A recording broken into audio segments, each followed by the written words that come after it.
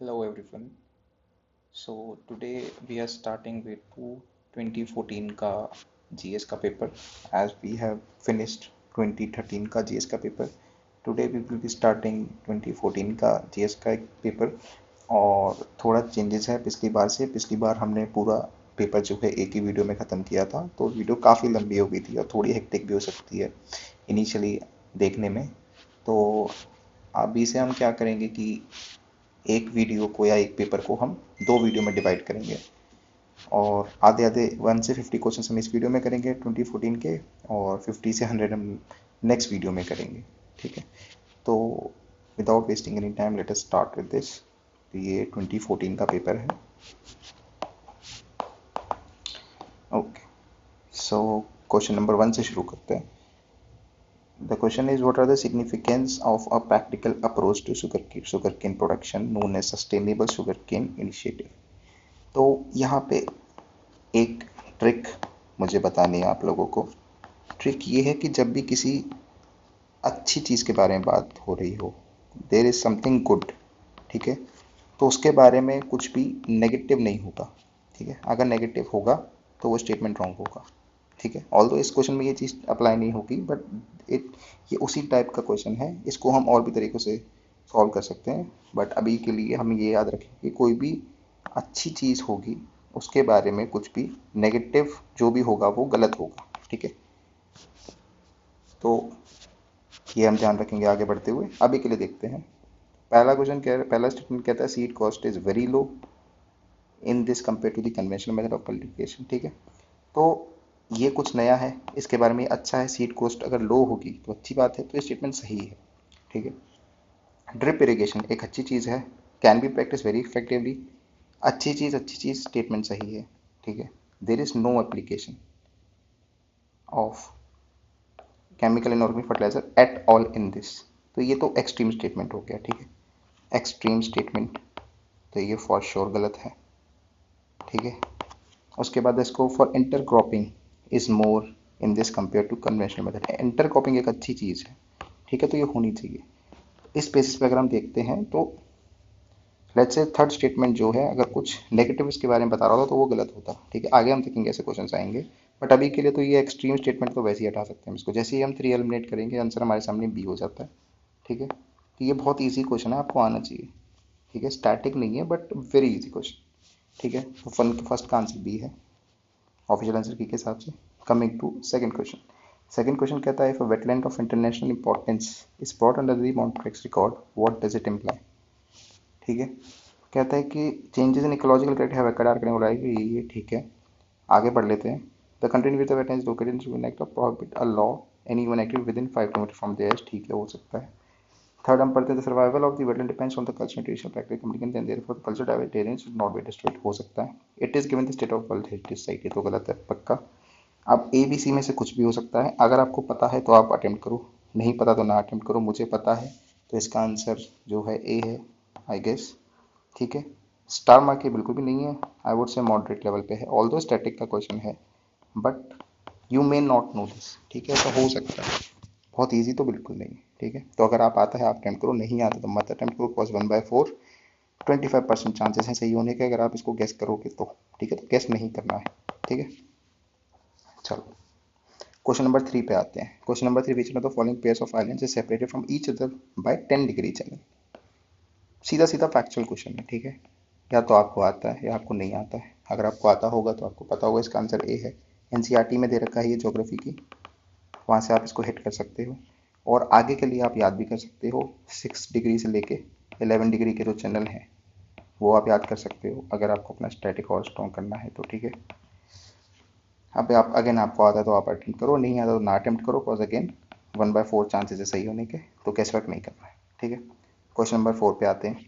अब ये थोड़ा आप कह सकते हो कि कॉमन सेंस बेस्ड क्वेश्चन आप कह सकते हो इसको. ठीक है, अच्छा, कल हमने एक चीज़ डिस्कस की थी कि जब बी में सिंगल स्टेटमेंट ऑप्शन हो और सी में नन वाला ऑप्शन हो, तो मैंने कहा था कि ये ज़्यादा चांसेस हैं सही आंसर होने के, बट ये भी हो सकता है. ठीक है, तो अगर आपको चांस लेना है तो आप इन दोनों में से लोगे हमेशा. ठीक है, कल मैंने कहा था कि हमेशा यही होगा, बट ऐसा नहीं है कि ये भी हो सकता है, बट हाँ यही चांसेस है कि इन दोनों में से एक ही ऑप्शन होगा. ठीक है, ठीक है, तो इस क्वेश्चन में हम अप्लाई करके देख लेते हैं. पहले तो हम इसको कॉमन सेंस ही करते हैं. तो ड्रॉट प्रोन एरिया प्रोग्राम है, वो अभी तो मुझे याद नहीं है किसके अंडर में था, बट ठीक है। डेजर्ट डेवलपमेंट प्रोग्राम, ये इसके अंडर में मुझे नहीं पता। National watershed development project for NY, ये मेरे को अभी भी नहीं पता है, ऑल्दो ये मेरे ख्याल से एनसीईआरटी में दिए हुए हैं, बट अभी मुझे नहीं याद है। तो अगर आपको अटेम्प्ट करना है तो आप या तो बी में से अटेम्प्ट करो या डी में से अटेम्प्ट करो, ठीक है, ये आपको ध्यान रखना है ऐसे वाले क्वेश्चन में। इसका आंसर जो ऑफिशियल आंसर के हिसाब से वो डी आंसर है, ठीक है, बट ऑब्वियसली टफर साइड पे है क्वेश्चन। और अगर आपको एनसीईआरटी का वो स्टैटिक वाला पार्ट याद है तो आप कर सकते हो, वरना थोड़ा डिफिकल्ट हो सकता है आपके लिए। तो इस पेज में अगर मैं देखूँ तो इसको मैंने स्टार मार्क किया है, जो आपको आना चाहिए फॉर श्योर, ठीक है। ये वाला क्वेश्चन मैंने स्टार मार्क किया है, ये आपको फॉर श्योर आना चाहिए। उसके अलावा तो आई वुड से थोड़े मॉडरेट साइड पे है इस पेज में क्वेश्चन, ठीक है, आगे बढ़ते हैं।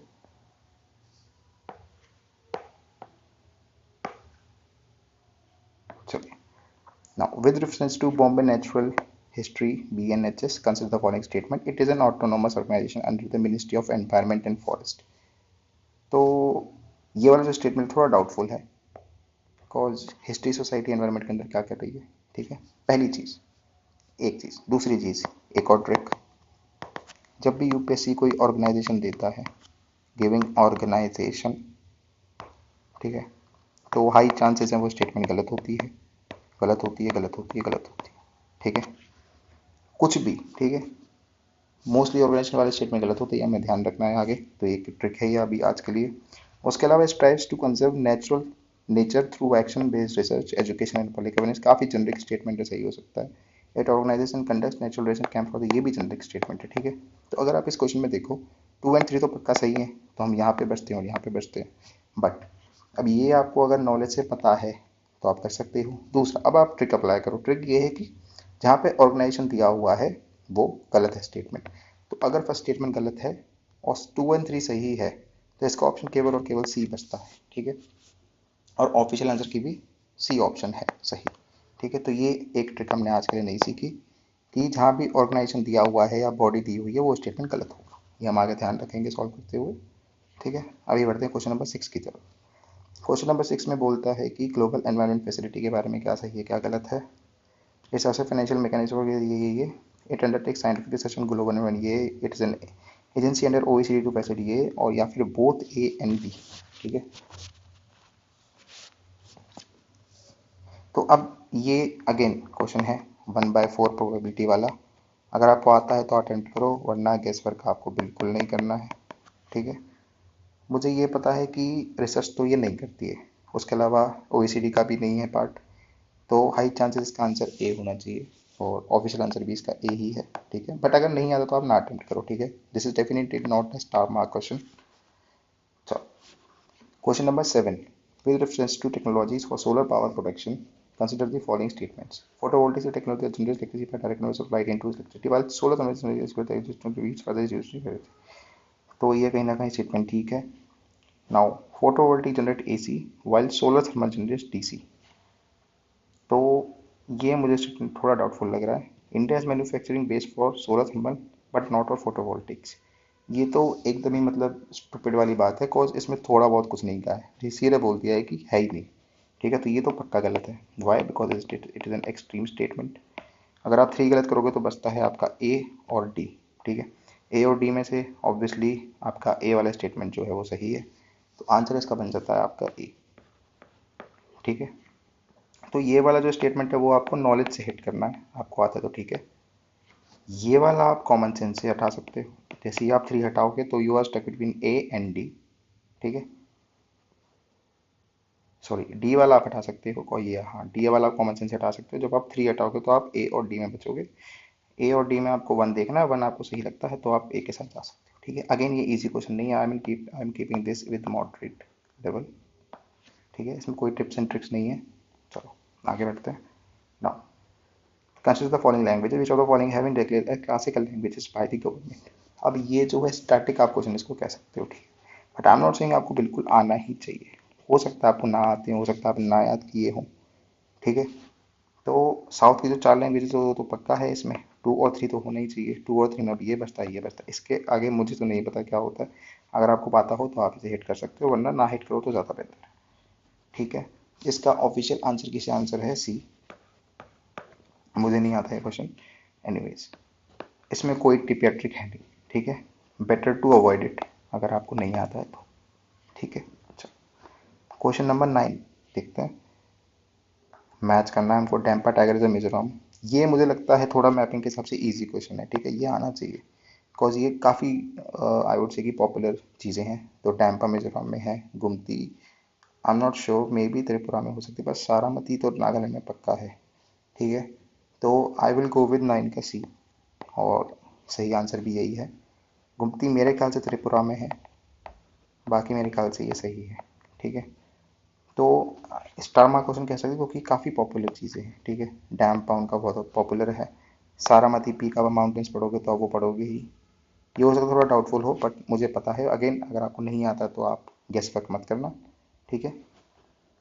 कोई टिप इसमें भी है नहीं, ठीक है। Question number 10, which reference to a conservation organization called Veteran International, which is a foreign statement is correct. So it is an intergovernmental organization formed by the country which are signatory to Ramsar Convention. It works at the field level to develop and mobilize knowledge and use the practical experience to better knowledge. अब देखो ये तो ठीक है statement, ठीक है, but ये वाला जो स्टेटमेंट है ये गलत है। क्यों? क्योंकि वेटलैंड इंटरनेशनल जो है एक एनजीओ है, ठीक है, as far as I know. अच्छा, कल हमने एक बात की थी कि अगर आप एक स्टेटमेंट गलत आइडेंटिफाई कर लोगे तो दूसरा सही है पक्का, ठीक है। अब देखो इसमें दो लेवल पे हम चीज़ें अप्लाई कर रहे हैं। पहला लेवल ये है कि मुझे नॉलेज से पता है कि ये जो WI ऑर्गेनाइजेशन है ये एनजीओ है, ठीक है। इसकी वजह से पहला स्टेटमेंट गलत होता है, ठीक है। पर अभी भी आंसर शायद ना हो, because neither not one not two हो सकता है। अब यहाँ पे मैंने ट्रिक अप्लाई की, ये मैंने नॉलेज से फर्स्ट मेरा स्टेटमेंट मैंने काटा। अब मैंने ट्रिक अप्लाई की, जब पहला गलत होता है तो दूसरा सही होता है, ठीक है। और ये जनरिक स्टेटमेंट भी है, इसीलिए इसका आंसर है ओनली बी, ठीक है। आई होप आप समझ गए होंगे। कल हमने बात की थी कि अगर पहला गलत होता तो दूसरा सही और दूसरा गलत तो पहला सही, उस हिसाब से इसका आंसर बी बनता है, और ऑफिशियल आंसर किसी भी आंसर बी ही है इसका, ठीक है। चलो इसको मैं स्टार मार्क कर देता हूँ, कर सकते हो आप, स्टैटिक नॉलेज ही है। चलो question number 11, with reference to a grouping of countries known as BRICS consider the following statements. The first summit of BRICS was held in Rio de Janeiro in 2009। South Africa was the last to join the groupings. अब देखो second वाला statement तो सही है for sure, ठीक है, ये I guess सबको ही पता होगा। फर्स्ट पे अगर हम आते हैं तो एक ये नॉलेज है, बट ये always always like not majority but few of the times ये सही हो सकती है, ठीक है। इसमें क्या है, प्रॉब्लम क्या है स्टेटमेंट में? पहला तो कहता है ये फर्स्ट समिट, ठीक है, फर्स्ट समिट। फिर बोलता है कि held in Rio D Janeiro, यहाँ पे हेल्ड हुई थी। अगेन कहाँ कब हुई थी? 2009 में। अब ये 3 पीसेस ऑफ इंफॉर्मेशन है, ठीक है। पहला फर्स्ट समिट थी या नहीं थी, मतलब फर्स्ट समिट यहाँ पे हुई थी या इसी साल में हुई थी कि नहीं हुई थी, ये हमको नहीं पता। दूसरा ये समिट जो है यहीं पे हुई थी या नहीं हुई थी वो हमको नहीं पता। 2009 में हुई थी या कभी और हुई थी वो भी हमको नहीं पता, ठीक है। अब ये 3 इन्फॉर्मेशन है तो बहुत ज़्यादा इन्फॉर्मेशन है, तो हाई चांसेस है कि यहाँ पे यूपीएससी आपके साथ ब्लफ कर रहा है, ठीक है। दूसरा भी ये कह सकते हो कि डेट्स को लेकर जो चीज़ें हमेशा थोड़ी थोड़ी ड्यूबियस होती हैं, थोड़ी डाउटफुल होती हैं, ठीक है। इस लॉजिक से अगर आपको गेस वर्क मारना है, ठीक है, I am not saying it is an easy question, easy नहीं है डेफिनेटली, ठीक है, बट इफ एट ऑल आपको अटेम्प्ट करना है तो आप इन 3 चीज़ों को देखते हुए इसे गलत कर सकते हो। Now comes the real game. The moment आपने डिसाइड किया कि पहला स्टेटमेंट गलत है तो ट्रिक के हिसाब से दूसरा स्टेटमेंट सही है, ठीक है। जैसे ही ये होता है आंसर आपका बी आपके सामने है, ठीक है, ऑफिशियल आंसर बी यही है। I hope I am very clear with this, ठीक है। पहला आपको नॉलेज के बेसिस पर डिसाइड करना सही है कि गलत है, या ये ट्रिक लगा सकती हो कि आपका डेटा जो बहुत ज़्यादा है वो गलत हो सकता है, हाई चांसेस हैं। उसके बाद हमने दूसरी ट्रिक अप्लाई की कि पहला गलत है तो दूसरा सही, जो हमने यहाँ भी अप्लाई की, ठीक है। चलिए क्वेश्चन नंबर 12।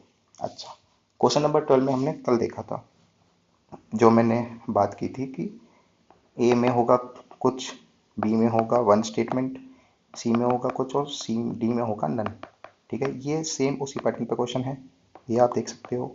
और अभी जस्ट हमने ऊपर बात की कि इसमें से आंसर जो होगा या तो बी होगा या सी होगा, ठीक है। इन दोनों में से एक आंसर होगा फॉर श्योर, ठीक है।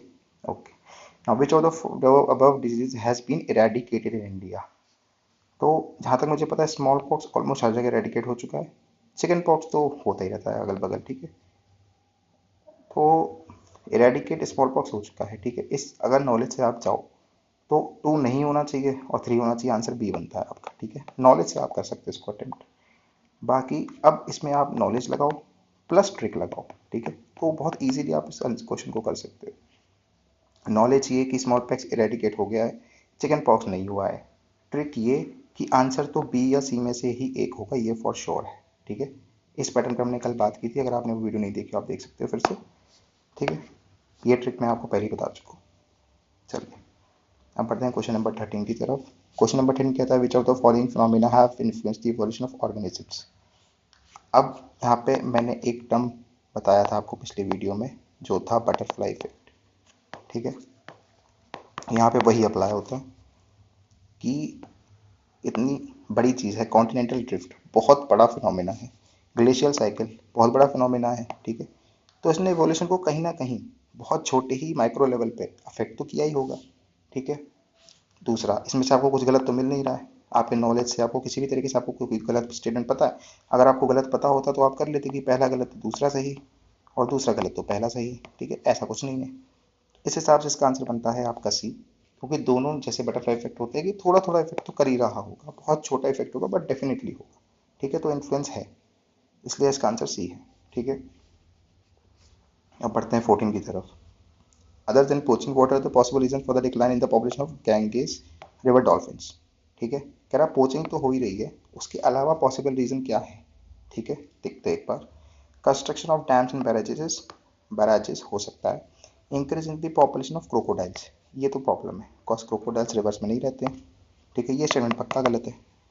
द मोमेंट आप डिसाइड करते हो कि ये स्टेटमेंट गलत है, आंसर आपके सामने है सी, आगे पढ़ने की भी जरूरत नहीं है। ठीक है, तो ये क्वेश्चन बहुत ईजी क्वेश्चन, आपको डेफिनेटली आना चाहिए। ठीक है, अब ये क्वेश्चन ना तो नॉलेज के बेसिस पे है, नॉलेज ये कह सकते हो आप थोड़ा बहुत, बट ये बहुत कॉमन नॉलेज है कि क्रोकोडाइल्स जो है रिवर्स में नहीं होते, ओशंस में होते। ठीक है, ये आपको पक्का आना चाहिए, इसमें कोई टिप्स एंड ट्रिक नहीं है, नॉर्मल इजी क्वेश्चन आपको आना चाहिए। ठीक है, दो स्टेटमेंट ये मैंने पढ़े भी नहीं है। ठीक है, very easy question. Question number 15, Ratley committee was appointed to. अब ये I am not solving because ये पक्का आपको आना चाहिए। This is static and direct, ये वो क्वेश्चन है जो आपको नहीं आता है तो आप गेम से एकदम बाहर हो। ठीक है, आना ही आना चाहिए, बहुत ईजी क्वेश्चन है, बाउंड्री के लिए सेटअप हुई थी 15 का सी। ठीक है, क्वेश्चन नंबर 16 पे आते हैं। Brominated flame retardants are used in many household products like mattresses and upholstery. Why there is some concern they are used? कुछ है उसके रिगार्डिंग कंसर्न क्यों है।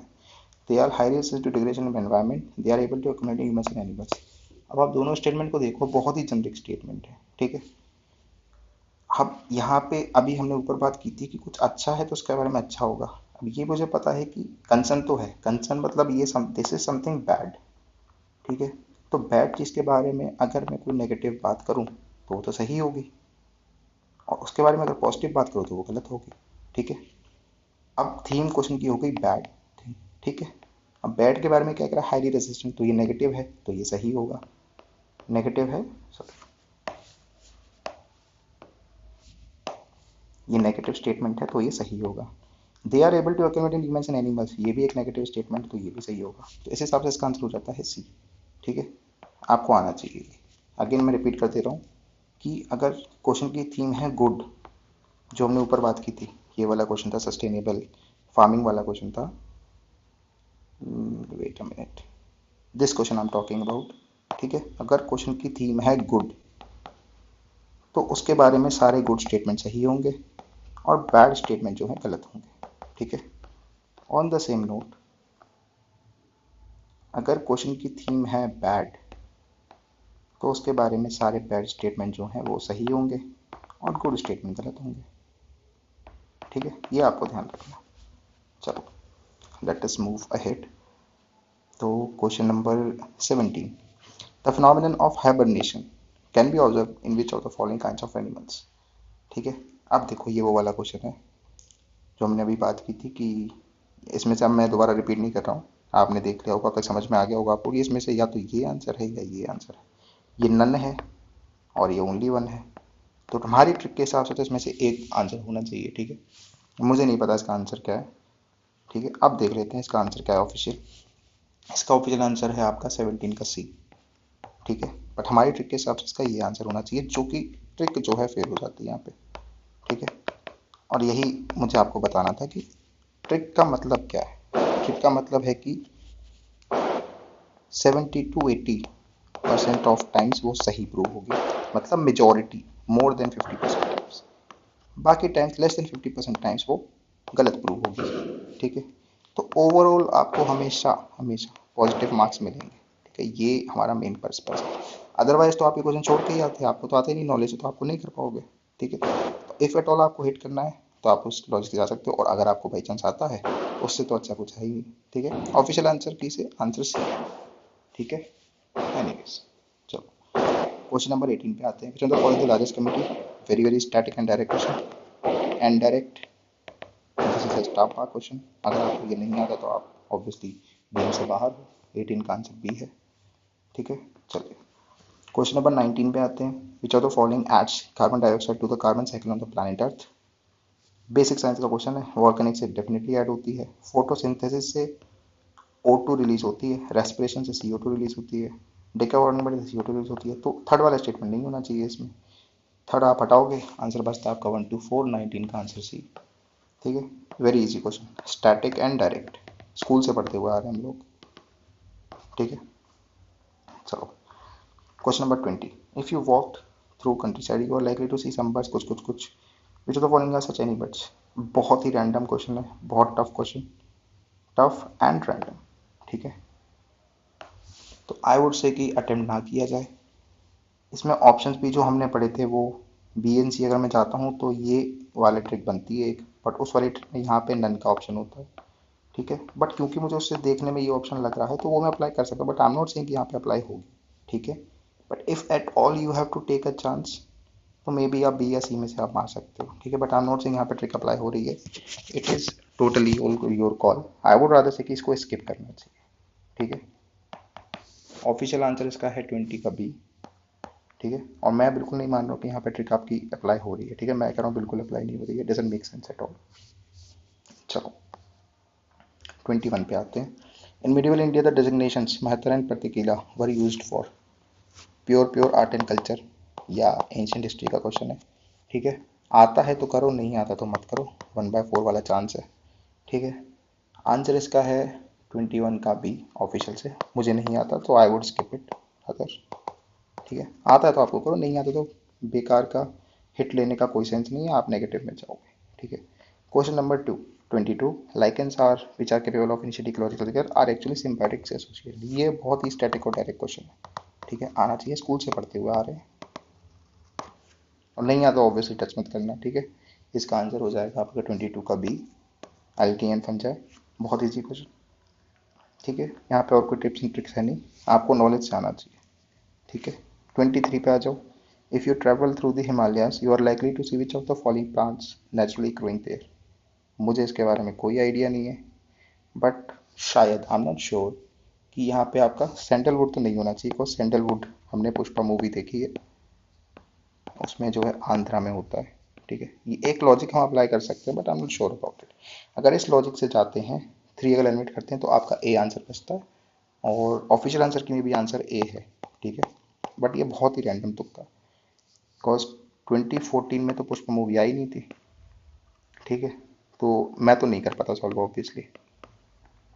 ठीक है, okay, tough question I would say skip करना ज़्यादा बेहतर होगा अगर आपको नहीं आता है तो, और कोई ट्रिक है नहीं इसमें मेरे पास।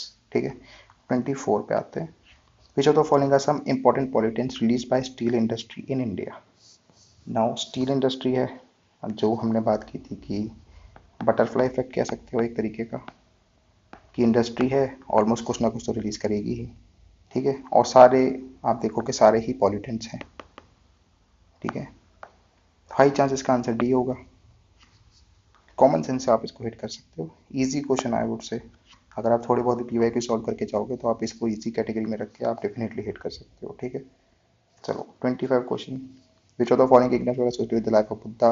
रिपीटेड PYQ है। ठीक है, बहुत क्लीशे क्वेश्चन हो चुका है, अब तो मुझे नहीं लगता ये आएगा, बहुत बार आ चुका है। ठीक है, आंसर इसका भी मुझे तो याद हो चुका है, C है 3 और 4 25 का। ठीक है, कुछ नहीं है, अगर आपको नॉलेज से आता है तो करो, वरना मत करो, गैस बिल्कुल नहीं लेना है। PYQ करके जाओगे तो आपको पक्का आता होगा। ठीक है, वेरी इजी क्वेश्चन, नहीं आता तो मत करो। ठीक है, और इसमें कोई टिप्स एंड ट्रिक है नहीं। 26 पे आते हैं। Every year, a month-long ecologically important campaign purchase during which festivals are food variants of falling as common tribes. बहुत रैंडम और टफ क्वेश्चन, ठीक है। 1/4 का chance, again I am reminding you, नहीं अटेम्प्ट करना है। आता है तो करो, नहीं आता तो मत करो। I don't know, I have no idea, तो I would skip it. Answer इसका है 26 का बी, ठीक है। अगर कोई उस रीजन में रहता है तो मे बी उसे आता हो, but I have no idea about it, ठीक है। 27 पे आ जाओ। The sales tax you pay while purchasing the toothpaste is a tax imposed by the state, है, बिल्कुल है, ठीक है। तो ये सेंटर तो यहाँ पे खत्म हो जाता है, collected by state government obviously, ठीक है। तो अब तो क्या जीएसटी आ चुका है, पर तब जो सेल्स टैक्स था आपका, ये स्टेट गवर्नमेंट कलेक्ट करती थी और वही जो है इम्पोज करती थी, उसी के ज्यूरिसडिक्शन में आता था। तो इसका आंसर उसके हिसाब से, उस टाइम के हिसाब से डी है, ऑफिशियल के हिसाब से भी आंसर डी है। ईजी मैं नहीं कहूँगा, बट मॉडरेट क्वेश्चन है डेफिनेटली, बिकॉज एग्जाम टाइम में थोड़ा इसको फिगर आउट करना थोड़ा मुश्किल हो जाएगा, ठीक है। बट इसमें कोई टिप्स एंड ट्रिक्स नहीं है, आता तो करो। अगेन 1/4 का चांस है, गैस बिल्कुल नहीं मारना, ठीक है। चलो 28, what does a venture capital mean. ये स्टैटिक एंड डायरेक्ट इकोनॉमिक्स का क्वेश्चन, ठीक है। वेंचर कैपिटल पहले तो शॉर्ट टर्म नहीं होती है, हमेशा लॉन्ग टर्म होती है, ठीक है। यहीं पे आपका आधा काम तो खत्म हो जाता है। बी आपका आंसर हो जाएगा। 28 का B, I would see easy question है, ठीक है। आना चाहिए आपको, न्यूज़पेपर भी पढ़ते रहोगे तो उसमें आपको मिल ही जाएगा। 29, main objective of 12th 5 year plan. ये स्टैटिक और डायरेक्ट है, बट अब इस टाइप के क्वेश्चन आते नहीं है। गैस बिल्कुल नहीं मारना है, ठीक है। क्लोज क्लोज ये देखो, सब में इंक्लूसिव आ रहा है, ठीक है। तो इसका आंसर है 29 का डी। तो अगर आता है तो करो, आपको सारे के सारे 5 ईयर प्लान्स के आपको वो ऑब्जेक्टिव याद हैं तो आप करो, वरना मत करो, ठीक है। गेस वर्क नहीं करना है, वरना नेगेटिव में जाएगा। 75% चांस है गलत होने के, ठीक है। 30 पे आते हैं। With reference to balance of payment which of the following constitute current account. Current account में असेट्स तो करंट अकाउंट में नहीं आएगा, ठीक है। तो अगर 2 को हटा देते हैं तो हम बचते हैं ए और सी के साथ, ठीक है। ए और सी, तो 3 चेक कर लेते हैं। Balance of invisibles current account में आता है, तो सी आंसर हो जाएगा इसका। तो ये आपका स्टैटिक और डायरेक्ट क्वेश्चन है, आपको आना चाहिए फॉर श्योर। कोई टिप्स एंड ट्रिक्स नहीं है, नॉलेज से आना चाहिए, ठीक है, नॉलेज से।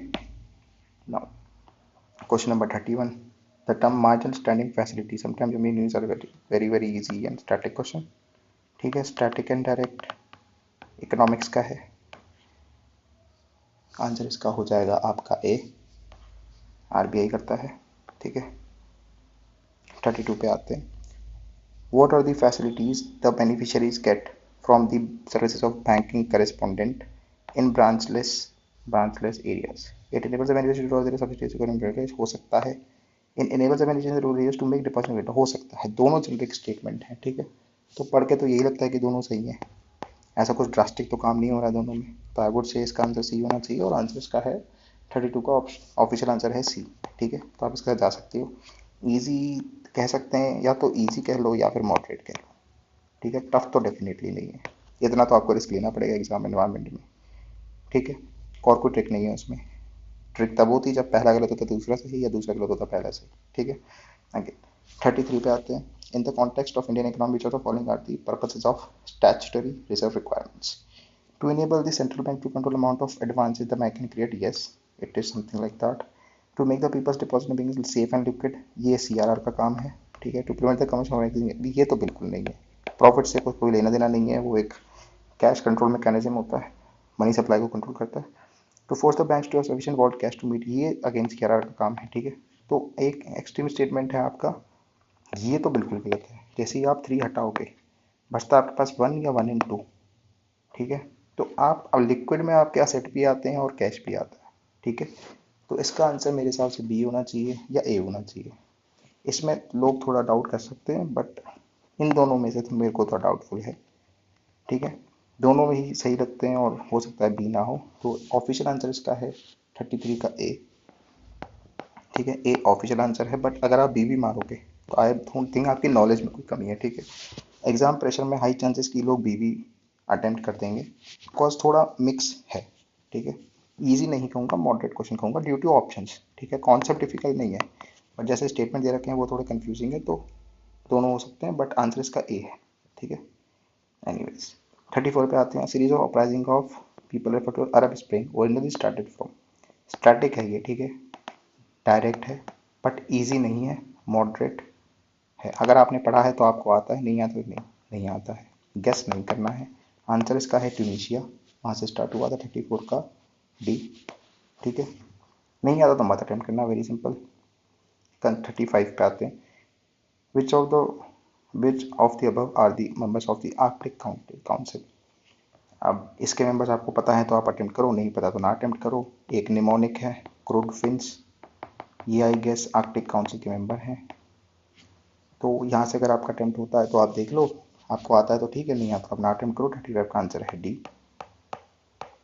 डी अगर आप देखें तो 135 बनता है, ठीक है। डी से डेनमार्क ये रहा, 3 से रशियन फेडरेशन ये रहा, और 5 से आता है आपका यूएसए ये रहा, ठीक है। दूसरा आप मैप से भी याद कर सकते हो कि ये आर्कटिक है तो उसके आसपास कौन सी कंट्रीज हैं, तो वो हो जाएंगी। जैसे आपका जापान आर्कटिक के पास नहीं आता है, ठीक है, जापान कहीं इधर नीचे आ जाएगा, वो आप एलिमिनेट कर दोगे तो भी आप ऐसे कर सकते हो, ठीक है। ठीक है, ईजी तो नहीं कहूँगा बट मॉडरेट कह सकते हो इसे, ईजियर साइड पे ही है, टफ तो नहीं है, ठीक है। चलो 36, ये क्वेश्चन मुझे लगता है थोड़ा टफर साइड पे है और सबको नहीं पता होगा ऑब्वियसली। जैसे मुझे 2 नहीं पता है, 3 भी मुझे नहीं पता है, 1 मुझे लगता है रशिया में है but I am not sure about it, ठीक है। तो आई वॉन्ट अटेम्प्ट इट, मैं तो स्किप करूँगा। बाकी आंसर 36 का है ए, और इसके लिए कोई ट्रिक नहीं है हमारे पास, ठीक है। बेटर टू स्किप इट, और पता है तो आप अटेम्प्ट करो। चलो 37 पे आते हैं। 37 कहता है with reference to Agni four missile which of the following are correct. It is surface to surface missile, I don't know, maybe हो सकती है। It is fuel by liquid propellant only, extreme statement है but you never know. It can deliver 1 ton nuclear warheads about 75 kilometre 100 kilometre से। तो अगर आपको पूरा span पता होगा तो 75 100 किलोमीटर तो बहुत ज़्यादा हो जाता है, ठीक है। 7.5 थाउजेंड की बात कर रही है, बहुत ज़्यादा हो जाता है, ये तो पक्का गलत है। द मोमेंट आप 3 को गलत करते हो तो आंसर आपका ए बनता है, ठीक है। और आंसर इसका ए भी है ऑफिशियल। अब यहाँ से भी आप देख सकते हो कि ओनली यूज़ कर लिया, बट क्योंकि टेक्निकली हो सकता है इसमें लिक्विड केवल यूज़ होता हो, ठीक है। बट मेन चीज़ ये है, आपको 7 500 100 ये आपको एलिमिनेट करना पड़ेगा, एक्सट्रीम स्टेटमेंट, ठीक है। यहीं से आपका क्वेश्चन सॉल्व हो जाएगा, ठीक है। चलो अब उससे ईजियर साइड पे, ठीक है। 38 पे हम आते हैं। With reference to 2 non conventional energy sources called coal bed methane and shale gas. Coal bed methane is a pure methane gas extracted from coal seams, while shale gas is a mixture of propane and conventional कुछ. In India, अपने coal bed methane exists, but there are no shale gas sources have been found. ठीक है, अब इसमें क्या problem है? ये problem है कि ये एक्सट्रीम स्टेटमेंट है, ठीक है, तो ये तो पक्का गलत है। अब इसको अगर आप नॉलेज से जाओ, ठीक है, तो ये इन्होंने उल्टा कर रखा है, बिकॉज मीथेन में होती है आपकी प्रोपेन और ब्यूटेन, ठीक है, वो उन्होंने मिक्स कर रखा है, उल्टा कर रखा है, तो ये भी गलत है नॉलेज से। जब आपके दोनों गलत हो जाएंगे तो आंसर इसका हो जाएगा आपका डी। अगर नहीं आता है तो हो सकता है आप ट्रिक अप्लाई करो, एक आता है, ये तो पक्का गलत है, इसमें तो कोई डाउट नहीं है, सेकंड स्टेटमेंट, ठीक है। हो सकता है आप डाउट करो तो आप इसका ओनली 1 मार दो, ये भी हो सकता है, हाई चांसेस, ठीक है। स्टिल 50-50 चांसेस आपका फिर भी बचेगा कि अगर आप ट्रिक से जाओगे तो ए बनेगा, आपको पता होगा तो आपका डी बनेगा, ठीक है। तो आप अटेम्प्ट कर सकते हो इसको, ईजी नहीं है, मॉडरेट साइड पे है क्वेश्चन डेफिनेटली। तो अभी तक हम पेपर का लेवल भी देख रहे हैं, थोड़ा मॉडरेट साइड पे ही है, एटलीस्ट अभी तक। हो सकता है आने वाले क्वेश्चन ईजी हो बट अभी तक तो मॉडरेट साइड पे ही है, ठीक है।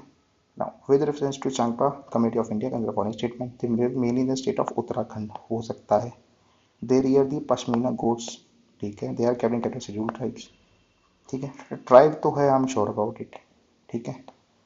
पश्मीना गोट्स रियर करते हैं, हो सकता है, पर अगर पश्मीना करते हैं तो उत्तराखंड में नहीं रहते होंगे, और उत्तराखंड में रहते तो पश्मीना नहीं करते क्योंकि वो लद्दाख साइड पे हैं। तो नॉलेज से मुझे पता है कि चंगपा ट्राइब जो है लद्दाख के हैं, उत्तराखंड के नहीं है।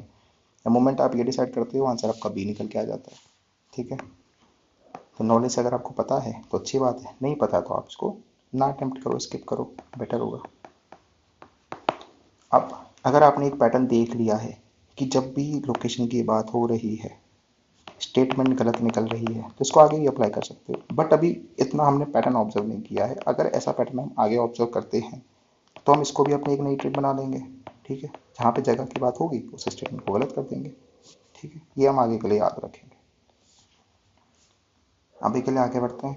Question number 40, in India cluster bean guar is traditionally used as vegetable animal all बस निकल हैज अजीब significance with the following correct क्या है इसमें, ठीक है। The oil extracted from seed is used in manufacture of, हो सकता है। The gum made from seed is used in extraction, हो सकता है। The leaf extracted this part has properties of antihistamine, हो सकता है। It is source of high quality biodiesel, हो सकता है। इसमें से कुछ भी एक्सट्रीम स्टेटमेंट तो मुझे तो नहीं लग रहा है, कुछ गलत दिख रहा हो तो मुझे भी ऐसा क्वेश्चन दिख रहा है तो आई वोंट से कि सही है गलत है, I would rather skip this question, ठीक है। आपके लिए बता देता हूँ कि इसका ऑफिशियल आंसर जो है वो बी है 40 का, ठीक है। ये सही है इसके बारे में, बाकी सारे गलत है। Anyways I would have skipped it cause gas नहीं मारना है, 1/4 चांस है सही होने का, ठीक है। चलो 41 पे आते हैं। 41 है विच of the following have coral reefs, Andaman में है for sure, gulf of Kutch में भी है, मन्नार में भी है, सुंदरबंस में नहीं है क्योंकि वहाँ पे फ्रेश वाटर और वो मीट होते हैं। 4 आप एलिमिनेट कर दोगे अपनी नॉलेज से, आंसर आपका ए बचेगा। Very easy question, static and direct, ठीक है। आपको आना ही चाहिए स्टार्ट मार्क, ओके। कोई टिप्स एंड ट्रिक नहीं है, नॉलेज बेस्ड आपको आना चाहिए, ठीक है। 42 पे आते हैं। In India the problem of soil erosion associated which of the following, ठीक है। डिफॉरेस्टेशन से एसोसिएटेड बिल्कुल है, टेरेस कल्टीवेशन से नहीं क्योंकि ये तो उसको अवॉइड करता है, ठीक है। वैसे ही अगर आप जाओ, सॉइल इरोजन क्या है, बैड, टेरेस कल्टीवेशन क्या है, गुड, तो ये नहीं होना चाहिए। वन आप हटाओगे आंसर आपका 20 आपके सामने, ठीक है। ट्रिक भी अप्लाई हो गई, बाकी एनसीईआरटी में ये स्टैटिक भी दे रखा है, एनसीईआरटी में डायरेक्ट क्वेश्चन इन ज्योग्राफी, ठीक है। Start mark very easy. 43 पे आ जाओ। The seasonal reversal of wind is the typical characteristic of monsoon climate, ठीक है। Start mark question, NCERT static, geography का static question, very direct very easy question, ठीक है। आना ही चाहिए, ठीक है। 44 पे आ जाते हैं। Visit to the cultural street of India, the Panchayatan temple का स्टाइल है, बहुत इजी क्वेश्चन है, एटलीस्ट अब तो इजी है पता। टेम्पल आर्किटेक्चर हम पढ़ चुके हैं, तो 44 का सी होना चाहिए, ठीक है। वेरी इजी क्वेश्चन आना चाहिए for sure. 45 consider the following river, चलो फॉलोइंग रिवर अरुणाचल प्रदेश। अरुणाचल प्रदेश से आपकी लोहित आई गेस फ्लो होती है, सुबनसिरी भी मेरे को लगता है फ्लो होती है, बराक मेरे ख्याल से नहीं होती है, ठीक है। हो सकता है होती, but I am not sure about it, because Barak Nagaland से होती है जहाँ तक मुझे याद है। उस हिसाब से इसका आंसर बनता है आपका बी। आंसर मुझे नहीं पता है क्या, ऑप्शन आंसर इसका बी है, ठीक है। मैपिंग का क्वेश्चन है ये प्रोमिनेंटली, ठीक है। आता है तो करना वरना मत करना, ठीक है। तो मैपिंग के भी काफ़ी क्वेश्चन है, 3 से 4 क्वेश्चन आई गेस हम मैपिंग के अभी तक देख चुके हैं डायरेक्ट, ठीक है। बाकी गेस करने वाला क्वेश्चन ही बिल्कुल नहीं, ठीक है। चलो कोई ट्रिप्स एंड ट्रिक भी नहीं है इस क्वेश्चन के लिए। 46 पे आते हैं। हरिके वेटलैंड्स कहाँ पे है, केरला द्वीप कहाँ पे है और कोलियो लेक कहाँ पे। मुझे लगता है ये काफ़ी टफ क्वेश्चन है, कॉज ये रिवर्स का कॉन्फिडेंस पूछ रहा है, सबका पता होना बहुत मुश्किल है, ठीक है। ऑप्शंस भी ऐसे नहीं है कि कुछ मैं कर कैसे कर पाऊँ, ठीक है। तो I would rather skip this question. आपके लिए मैं बता देता हूँ 46 का आंसर ऑफिशियल आंसर है ए, ठीक है। चलो 47 पे आते हैं। 47 विच of the following pair does not form the six system of Indian philosophy, ठीक है। ये तो ईजी होना चाहिए, सांख्य योग है, लोक ये नहीं है, ठीक है। 47 का आंसर सी होना चाहिए। स्टैटिक एंड डायरेक्ट क्वेश्चन है, आना ही चाहिए, ठीक है। वेरी इजी क्वेश्चन, ये नहीं आता तो आप गेम से बाहर हो ऑब्वियसली। 48 पे आते हैं। कार्डमोम हिल्स कहाँ पे, कैमरूल्स कहाँ पे, महादेव कहाँ पे, मिकेल, वही सारे ऑप्शन दे रखे हैं। एलिमिनेट करने की कोशिश करते हैं, ठीक है, अगर कर पाते हैं तो। देखो मिकेल हिल्स नॉर्थ ईस्ट में है बिल्कुल फॉर श्योर है। अब 2 और 3 में से बचता है। महादेव हिल्स जहाँ तक मुझे लगता है सेंट्रल इंडिया में है, ठीक है। I am not sure about it but I go with this 48 का सी, ठीक है। ऑब्वियसली नॉलेज बेस्ड है, कोई ट्रिक नहीं है इसमें, आंसर ऑप्शन है इसका सी, ठीक है। तो अगर आपको आता है तो आप करो, नहीं आता तो स्किप करो, बेटर है, गेस वर्क नहीं करना है, ठीक है। 49 पे आते हैं। Which one of the following schedules of the constitution of India contains fluorine and anti defection. Static है, क्लीशे हो चुका है बिल्कुल, ठीक है। 10 शेड्यूल, 49 का आंसर डी, ठीक है। 50 पे आते हैं। The most important strategy for the conservation of biodiversity together with traditional human life is the establishment of biosphere reserves. ठीक है, यहाँ पे हम सेपरेट कर देते हैं, यहाँ पे सेपरेट कर देते हैं, यहाँ पे भी सेपरेट कर देते हैं, केवल बायोस्फीयर रिजर्व आपका एग्जाम्पल बचता है। ठीक है, ये भी स्टैटिक और डायरेक्ट है, आपको आना ही चाहिए। ठीक है, वेरी इजी क्वेश्चन। 2 क्वेश्चन और कर लेते हैं, बाकी हम कल करेंगे इसके। ठीक है, Turkey is located between black sea, Caspian sea, black sea, Mediterranean, gulf of Sidon. ये प्योर मैपिंग का क्वेश्चन है। ठीक है, ब्लैक सी और मेडिटेरियन के बीच में ही आती है टर्की। अब इससे आप क्या कर सकते हो, बॉर्डर कंट्रीज आपको याद होनी चाहिए। ब्लैक सी की है बर्गर टी। ठीक है, यहाँ पे टी टर्की आ रहा है। मेडिटेरियन की बहुत सारी हैं, बट एक है मेटल और एक है क्लिस्ट, CLIST।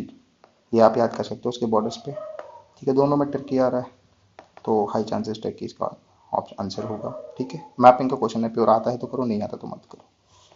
52 which of the consequence of second policy to क्या वन क्वेश्चन आता है। ये तो मतलब बहुत ही रैंडम क्वेश्चन है, स्किप ही करना चाहिए। रादर क्वेश्चन पढ़ने में फायदा नहीं है, टाइम वेस्ट ही करना है अपना, बिल्कुल अटेम्प्ट ही करना है क्वेश्चन को।